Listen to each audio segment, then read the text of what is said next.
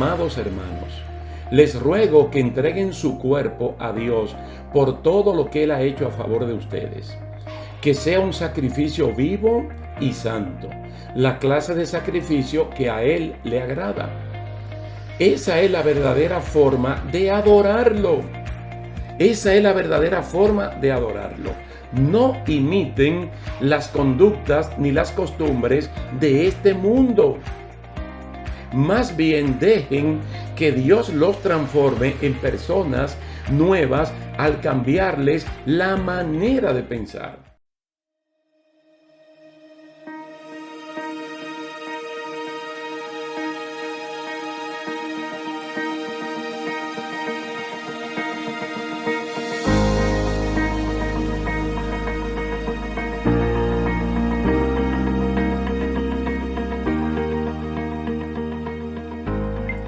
Dios le bendiga, Dios le guarde, queridos hermanos. Es un placer estar con ustedes en la continuación de esta serie de estudios bíblicos, Entrenados para Vencer. En el día de hoy vamos a hablar de probados en batalla. Quienes son los verdaderos siervos de Dios. Probados en batalla. Recuérdese que es un entrenamiento real y no ficticio. El entrenamiento de nosotros los creyentes no es para combatir contra seres humanos, es para luchar contra un ejército espiritual muy bien organizado, que está organizado en una jerarquía que comienza con principados, potestades, señoríos, gobernadores, y se manifiestan de diferentes maneras. Tenemos que luchar contra un enemigo que no lo podemos ver, pero que Él nos ve a nosotros. Pero el enemigo de la justicia usa agentes. Entonces la clave está en no luchar directamente contra esos agentes, sino contra ese poderío que usa esas personas como instrumento. Este pasaje que vamos a leer aparentemente es un poquito largo, pero es muy sustancioso. Primera de Pedro capítulo 2, los versículos 9 al 16. Primera de Pedro 2, 9 al 16. Y lo vamos a leer en la Nueva Traducción Viviente. Pero ustedes son un pueblo elegido, son sacerdotes del Rey, una nación santa, posesión exclusiva de Dios. Por eso pueden mostrar a otros la bondad de Dios, pues Él los ha llamado a salir de la oscuridad y a entrar en su luz maravillosa. Antes no tenían identidad como pueblo, ahora son pueblo de Dios. Antes no recibieron misericordia, ahora han recibido la misericordia de Dios. Queridos amigos, ya que son extranjeros y residentes temporales, les advierto que se alejen de los deseos mundanos que luchan contra el alma. Procuren llevar una vida ejemplar entre sus vecinos no creyentes. Así, por más que ellos los acusen de actuar mal, verán que ustedes tienen una conducta honorable y le darán honra a Dios cuando Él juzgue al mundo. Por amor al Señor, sométanse a toda autoridad humana, ya sea al rey como jefe de Estado o a los funcionarios que Él ha nombrado. Pues a ellos el rey los ha mandado a que castiguen a aquellos que hacen el mal y que honren a los que hacen el bien. La voluntad de Dios es que la vida honorable de ustedes haga callar a la gente ignorante que los acusa sin fundamento alguno. Pues ustedes son libres, pero a la vez son esclavos de Dios, así que no usen su libertad como una excusa para hacer el mal. Ese es el pasaje del día de hoy, Primera de Pedro capítulo 2, los versículos 9 al 16. Rápidamente, ¿qué podemos ver? Que los versículos 9 y 10 son como un pequeño resumen introductorio. Ustedes pueden notar que el versículo 9 dice lo que somos los creyentes. Allí tenemos la identidad de quiénes somos, qué es lo que somos. Y el versículo 10 es un pequeño detalle de lo que éramos y de lo que somos ahora. Es decir, el verso 9 introduce lo que nosotros somos. El versículo 10 nos recuerda lo que éramos antes y enfatiza lo que somos ahora. Y esto es muy bueno que la palabra del Señor constantemente nos lo esté recordando. Noten que la primera parte del versículo 11 está escrito en base al versículo 9 de lo que realmente somos. Y la segunda parte de ese mismo versículo 11 es el gran consejo de ser lo que somos y no ser de nuevo lo que éramos. Y no es un juego de palabras que hay aquí, sino que el Señor nos advierte por una experiencia que ya nosotros hemos vivido, no porque alguien nos la contó, sino que hemos vivido lo que se llama el nuevo nacimiento, el ser trasladados del reino de las tinieblas al reino de la luz de Cristo. Tenemos la experiencia de ser casa de servidumbre y ahora ser hijos de Dios. Entonces, lo que hacen los versículos 9, 10 y 11 es recordar eso. Especialmente ese gran consejo de la segunda parte del versículo 11, lo que éramos. Entonces, esto es lo que aconseja el autor de la carta a los Hebreos en el capítulo 2, versículo 1, que debemos prestar mucho mayor atención a lo que hemos oído, no sea que nos desviemos, no sea cosa que nos desviemos. Una persona que se desvía previamente está caminando bien, está corriendo bien. Si presta atención al que lo está guiando, que es la palabra de Dios, como dice el Salmo 119, 105, que tu palabra, la palabra de Dios, es lámpara a mis pies y lumbrera a mis caminos. Mientras la palabra del Señor me alumbre, alumbrará el camino, pero alumbrará el pie para que yo sepa dónde ponerlo. Entonces, Hebreos capítulo 2, verso 1, dice que debemos prestar mucha atención, incluso mucho mayor atención a lo que hemos oído, no sea cosa que nos desviemos. Como también le dijo Pablo a los hermanos creyentes de Galacia, le dijo, ustedes corrían bien, pero fueron estorbados. Gálatas capítulo 5, versículo 7. Tú ves que se reconoce que hay un buen arranque, que hay un momento donde el creyente, sea un adolescente, un joven, un adulto mayor, uno lo ve bien en el camino del Señor. Incluso uno lo ve como un compañero de camino, uno lo ve como un compañero de este peregrinar, porque el apóstol comenzó diciendo en el versículo 11 una especie de ruego, no solamente de mandato, sino de ruego, que como nosotros somos extranjeros y peregrinos, o extranjeros y residentes temporales, que nosotros no nos manchemos en un mundo que sabemos que ya está contaminado y que lo que necesitamos es rescatar gente de allí. Entonces, ¿cómo es posible que mañana tengan que rescatarnos a nosotros si estamos siendo probados en el terreno mismo para dar la talla, como dice la palabra del Señor? En el caso de 1 Pedro capítulo 2, del verso 9 al 16, ¿cuál era el contexto? ¿Cuál era el contexto cuando se envió esta carta? Que los creyentes se veían tentados a devolver con la misma moneda, porque ellos, haciendo el bien, haciendo las cosas de manera correcta, ellos sufrían por las murmuraciones de que eran malhechores. Y es verdad que esto hace sentir cierta incomodidad dentro de la persona. Pero a pesar de que hay una lucha interna de que se quieren levantar los pensamientos carnales o la vieja naturaleza, nosotros somos creyentes que estamos siendo probados. Y si el oro tiene muchísimo valor, especialmente justo en el momento que yo le estoy hablando, que una onza troy de oro cuesta entre $1,700 a $2,000, dice que la fe es mayor, se cotiza más que el oro y tiene que ser probada por fuego. Y son las aflicciones, los afanes, la persecución es fruto de creer en el Señor. Todo eso tiene que ocurrir. Pero en este caso, los hermanos se veían tentados a responder de mala manera cuando ellos lo estaban acusando o murmurando de ellos como de malhechores cuando ellos estaban haciendo las cosas correctamente.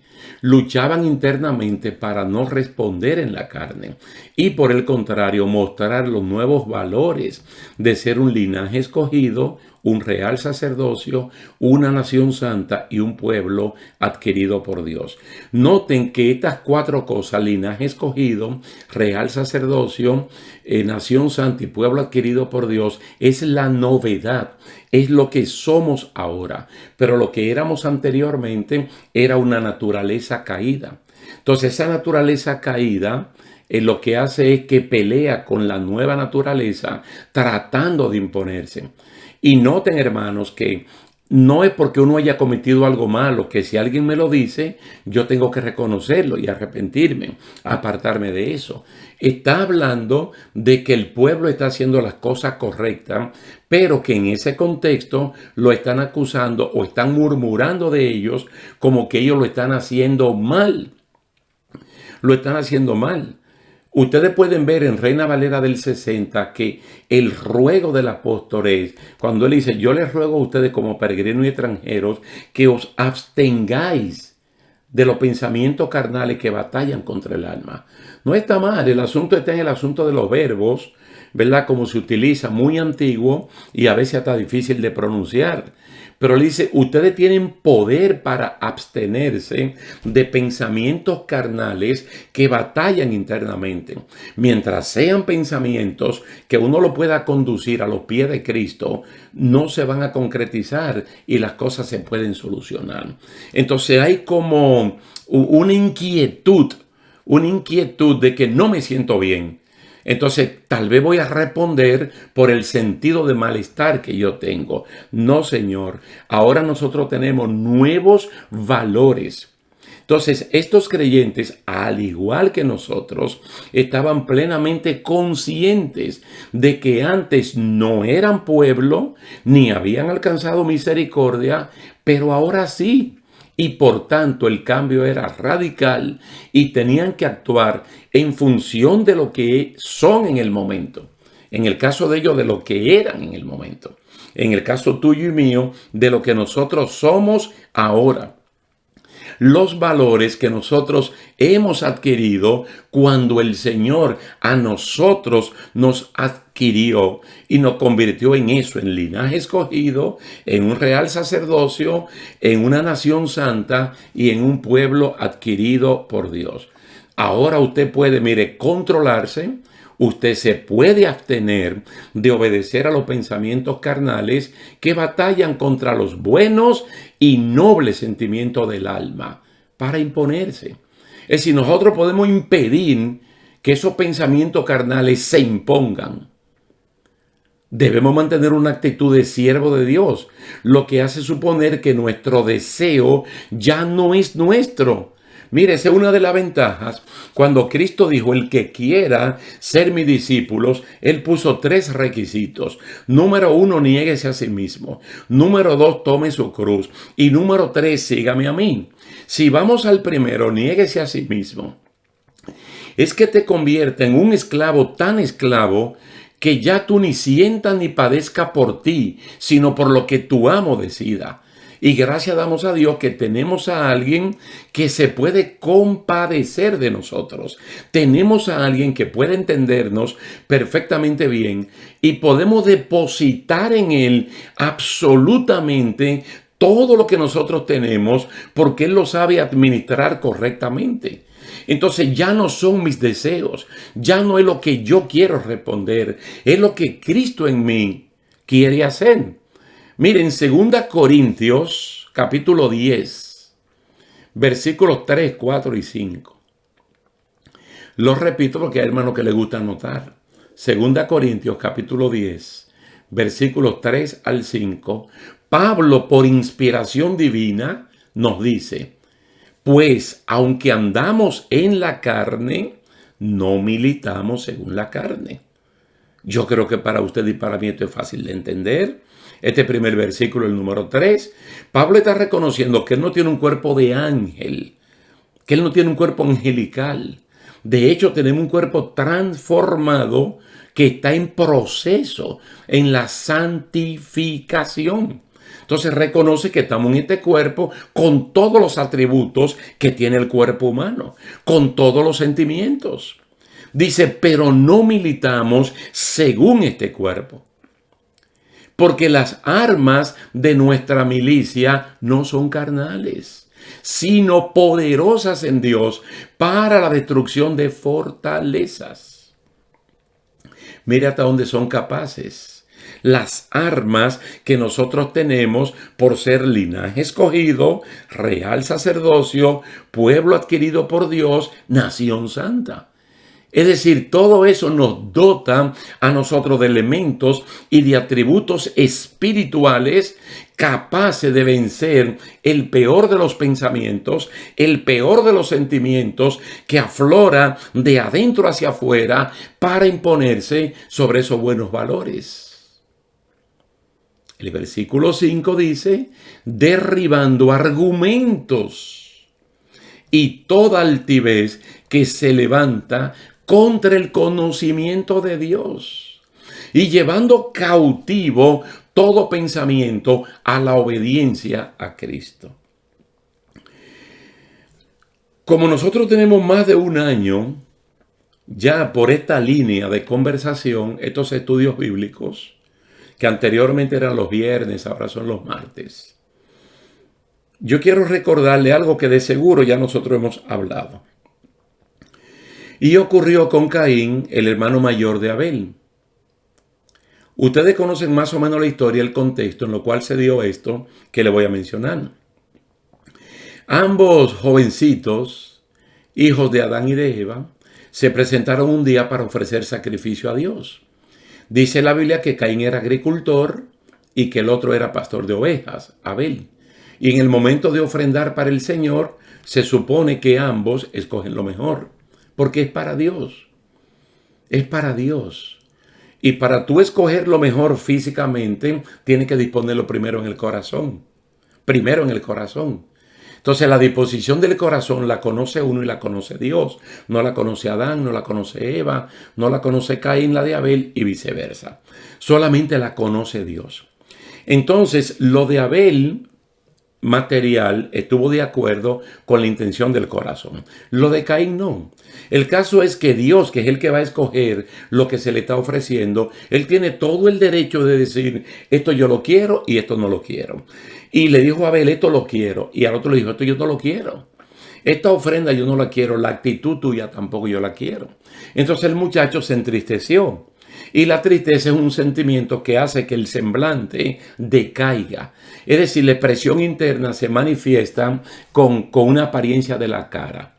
Entonces el Señor le dijo, mira, ¿por qué te pasa esto? Si tú lo haces de manera correcta, yo te lo voy a alabar, yo te lo voy a reconocer. Pero ten mucho cuidado que el pecado está tocando la puerta como una fiera. ¿Qué Dios le está diciendo? Más o menos lo que dice Pablo aquí en 2 Corintios capítulo 10, 3, 4 y 5. Si yo no me muevo en la carne, si yo dependo de las armas divinas que son poderosas, yo puedo destruir fortalezas del mismo diablo, como dice Efesios capítulo 6, versículo 10, que nuestra lucha no es contra seres humanos, sino contra el mismo diablo y un ejército muy bien organizado. Pero nos da un bledo de que ellos estén bien organizados y de que tengan todo el poder que tengan. Porque nosotros tenemos armas que son poderosas en Dios para destruir eso y más. Y podemos derribar argumentos, derribar toda altivez y cualquier pensamiento que quiera dominar mis buenos sentimientos en obediencia, llevarlos cautivos a Cristo Jesús. Entonces, si la Biblia dice que nos abstengamos de los deseos carnales que batallan contra el alma, es porque nosotros podemos, es porque nosotros tenemos armas poderosas en Dios para destruir ese esquema de pensamiento maligno que quieran llevarnos a la destrucción. Usted como adolescente puede, usted como joven puede, usted como adulto puede, usted como adulto mayor puede, tú puedes como mujer, tú puedes como hombre, tú puedes como joven. Porque esto no es exclusivo para un grupo. Recuerde Joel capítulo 2, versos 28 al 32. Esto es para niños, mire, en su mayor condición de inocencia, en el vientre mismo de su mamá. Entonces, cuando nos están diciendo algo, es porque podemos, pero para poder tenemos que reconocer qué identidad es la que nosotros tenemos. Nosotros los creyentes podemos ser acusados de ser malhechores. Que nos acusen, una acusación se puede levantar, lo que no puede tener es fundamento. Porque si estamos haciendo las cosas de manera correcta, lo único que esto puede hacer es incomodarnos, molestarnos. Pero nunca debemos perder la cordura de ser siervos de Dios, que estamos siendo probados en el mismo campo de batalla. Con el poder del Espíritu Santo podemos frenar los impulsos de la naturaleza caída, podemos tener dominio propio, podemos ser dueños de nosotros mismos y, como dice un proverbio, podemos conquistarnos a nosotros mismos. Porque es mejor cuando uno se conquista uno mismo que conquistar un país. El mismo apóstol Pedro, allí mismo, en esa misma carta, leímos el capítulo 2, los versículos del 9 al 16, primera de Pedro. Pero mira lo que dice en el capítulo siguiente, en el capítulo 3, los versos 13 al 17. Anoten. Primera de Pedro, capítulo 3, 13 al 17, donde la tesis está mejor elaborada, porque incluso el gobernador de ese tiempo tuvo que mandar cartas al emperador en Roma preguntándole cómo debo castigar a los cristianos, porque son los ciudadanos más ejemplares. La carta de Plinio y de Adriano, ¿cómo se llama? El César de ese tiempo.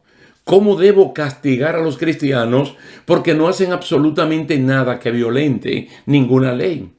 Ahora, noten bien aquí el versículo 13. ¿Y quién es aquel que os podrá hacer daño si ustedes siguen el bien? ¿Quién te puede hacer daño? Nadie. Mas también, si alguna cosa padecen por causa de la justicia, bienaventurados son.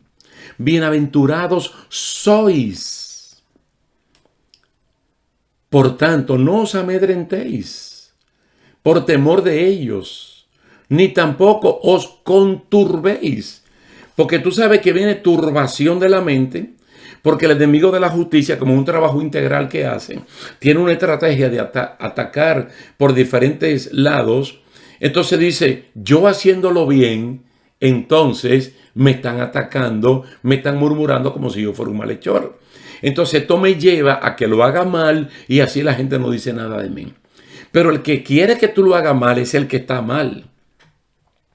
Es el que está mal. Por eso la Biblia dice que fieles son la herida del que te ama, del que te dice la verdad. Es mejor el que te dice la verdad y no aquel que te da un beso en la mejilla, dice la palabra. Para que todo lo malo tuyo no salga a relucir. Ahora aquí dicen que tenemos que santificar a Dios, el Señor, en vuestros corazones. Dice, sino santificad a Dios, el Señor, en vuestros corazones y estad siempre preparados para presentar defensa con mansedumbre y reverencia ante todo el que os demande razón de la esperanza que hay en vosotros. Siempre estar listo con mansedumbre para explicar por qué no estamos actuando en el mal. ¿Por qué no estamos actuando en la naturaleza caída? Y esto es en el hogar, esto es en la escuela, esto es en el lugar de trabajo, en la iglesia y donde quiera que nosotros estemos.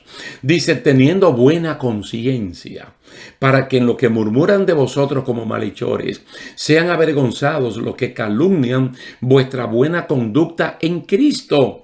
Porque es mejor que padezcáis haciendo el bien, si la voluntad de Dios así lo quiere, que haciendo el mal. Porque muchas veces la voluntad de Dios es que tú haciendo el bien, tú seas probado. ¿Cómo tiene que ser probado? Se levantan personas diciendo que tú eres un malhechor, que tú eres una malhechor y tú quisieras responder en ese mismo terreno, pero tiene que tener cuidado. Lo que tiene que encomendar tu vida al Señor. Dice, mejor padecer haciendo las cosas bien y no padecer como un malhechor. Noten que anclamos en el capítulo 2, versículo 9 al 16 de Primera de Pedro. Ahora terminamos de leer el capítulo 3, los versículos 13 al 17. Pero él también abunda con mucho más detalles en el capítulo 4, todo en Primera de Pedro, comenzando en el versículo 12. Él le dice, amados, no os sorprendáis del fuego de prueba que os ha sobrevenido, como si alguna cosa extraña os aconteciese. Pero ¿y es extraño que un creyente sea probado? No es extraño, hermanos.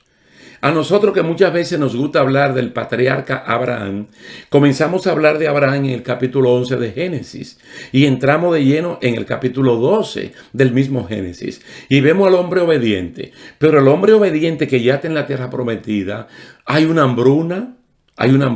Tal vez Dios permite la hambruna para probar su fe. Y el hombre se va a Egipto sin haberle preguntado a Dios. Él se fue para allá olvidándose de aquel que lo llevó a esa tierra, que lo cuidó y que lo tiene allí bajo protección. Entonces, no es extraño que uno sea probado, sino gozado por cuanto sois participantes de los padecimientos de Cristo, para que también en la revelación de su gloria os gocéis con gran alegría. Tanto el apóstol Pablo como Pedro, ellos hablan de que los sufrimientos que faltaron a Cristo como tal son complementados en nosotros. Entonces, sufrir haciendo las cosas buenas, hermano, es un placer. Ahora, sufrir haciendo las cosas malas, ya eso es una tragedia. Dice, si soy vituperado por el nombre de Cristo, soy bienaventurados. Oye, si tú eres vituperado por el nombre de Cristo, tú eres bienaventurado, porque el glorioso Espíritu de Dios reposa sobre ti. Ciertamente, de parte de ellos, de los impíos, Él es blasfemado. Pero de parte de nosotros es glorificado, porque vivimos glorificando y bendiciendo el nombre del Señor, no solamente en las buenas, pero también en las malas, en la salud, en la enfermedad, en la pobreza, en la riqueza, arriba o abajo, donde quiera que sea, estamos glorificando el nombre del Señor. Así que ninguno de ustedes, dice, padezca como homicida, como ladrón, como malhechor, por entremeterse en lo ajeno. Oye, nos está diciendo la Biblia que nos cuidemos de esas cosas. Quiere decir que si yo no sufro por ser un homicida, un ladrón, un malhechor, o por no meterme en lo ajeno, yo sería un ciudadano honesto, correcto, propio, no digno de este mundo que está lleno de maldad. Dice, pero si alguno padece como cristiano, no se avergüence, sino glorifique a Dios por ello. Porque es tiempo de que el juicio comience por la casa de Dios. Aquí la palabra juicio es una palabra krinos, la palabra krinos en griego, como separar una cosa de otro, sea por un sedazo, una criba, como se le pueda llamar en el país de cualquiera de nosotros, para separar una cosa de la otra. Y si primero comienza por nosotros, ¿cuál es el fin de aquellos que no obedecen al Evangelio de Dios? Quiere decir que todas estas cosas son pruebas en el mismo campo de batalla que realmente demuestran que nuestro entrenamiento no es para fracasar, nuestro entrenamiento es para salir triunfantes. Si el justo, no justo por su propia justicia, sino justo porque Cristo imputó la de él en nosotros, con dificultad se salva, ¿en dónde aparecerán el impío y el pecador? Tuve este término aquí, con dificultad se salva. Es porque estas personas, al igual que nosotros, ya salvos, redimidos por Cristo Jesús, sienten un padecimiento que dicen, esto no es justo. Porque yo antes era un ladrón, un homicida, vivía entremetiéndome en lo ajeno, era esto y lo otro, y por eso yo no padecía. Ahora que no practico eso, ahora padezco por esto. Entonces es una lucha directamente al estatus que ahora tenemos, a la identidad que ahora tenemos de que de ser linaje escogido, real sacerdocio, pueblo adquirido por Dios y una nación santa. De modo que los que padecen según la voluntad de Dios, encomienden sus almas al fiel Creador y hagan el bien. Que no nos abstengamos de hacer el bien por lo que uno está sufriendo. Bendito sea el nombre del Señor. Aquí hay unos consejitos bien breves, pero muy nutritivos. Por ejemplo, en Proverbios capítulo 12, verso 26, los justos dan buenos consejos. Mira, a veces hasta el silencio de un justo, al lado de una persona que está sufriendo, en silencio le está hablando de que yo estoy contigo y no está juzgando la situación por la cual está pasando. Los justos dan buenos consejos. En Hebreos, capítulo 1, verso 4, y Hebreos 4:12, que es un pasaje muy conocido, dice que la palabra de Dios revela nuestros íntimos pensamientos. La palabra de Dios. Entonces, si la palabra de Dios revela nuestros íntimos pensamientos, allí nosotros podemos inmediatamente ordenar lo que está bien y poner en cintura, como decimos, los pensamientos que están mal, llevándolos cautivos a Cristo Jesús. Mateo 5:16, el inicio del Sermón del Monte. Buenas acciones deben brillar. Buenas acciones nuestras deben brillar a la vista de todos. Porque el que hoy habla mal de ti y tú mantienes la cordura, cuando esta persona sea visitada por Dios, en el primero que va a pensar es en ti. Y la primera persona que va a buscar es a ti. Porque tú te llevaste del Salmo 37, versículo 1, cuando te viste afectado. No te impacientaste por causa del impío, ni cambiaste tu manera de ser.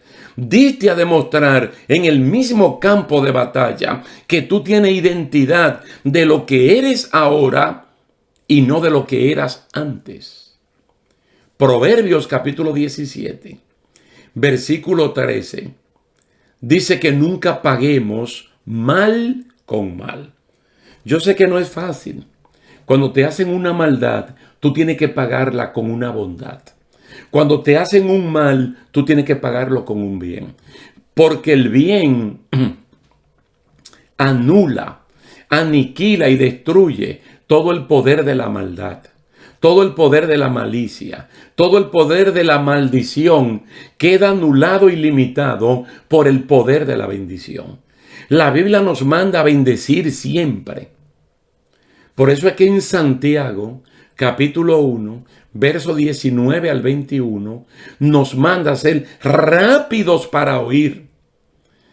Toda persona, no solamente el creyente, todo hombre, varón o varona, tiene que ser rápido para oír, pero lentos para hablar y para enojarnos.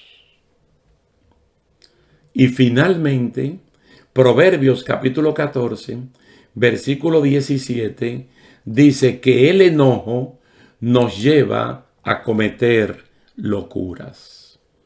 Bendito y alabado sea el nombre del Señor. ¿Tú sabes por qué nosotros podemos? Porque realmente en nosotros hay un poderío, hay armas poderosas en Dios que son capaces de destruir todo argumento.